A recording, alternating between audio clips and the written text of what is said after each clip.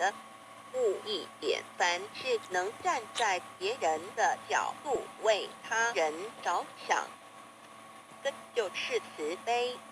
5.2点，说话不要有攻击性，不要有杀伤力，不夸于能，不扬人恶，自然能化敌为友。5.3点，诚实地面对你内心的矛盾和污点，不要欺骗你自己。5.4点，因果不曾亏欠过我们什么，所以请不要抱怨。5.5点，大多数的人一辈子只做了3件事：自欺欺人，被人欺。5.6点，心是最大的骗子，别人能骗你一时，而他却会骗你一辈子。5.7点，只要自觉心安，东西南北都好。如有一人会赌，切莫自己逃了。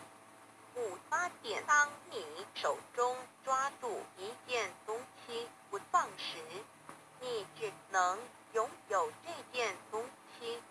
如果你肯放手，你就有机会选择别的。人的心若组织自己的观念，不肯放下，那么他的智慧也只能达到某种程度而已。5.9点，如果你能够平平安安地度过一天，那就是一种福气了。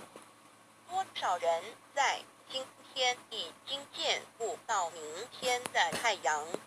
多少人在今天已经成了残废？多少人在今天已经失去了自由？多少人在今天已经家破人亡？60点，你有你的生命观，我有我的生命观，我不干涉你。只要我能，我就感化你；如果不能，那我就认命。61点，你希望掌握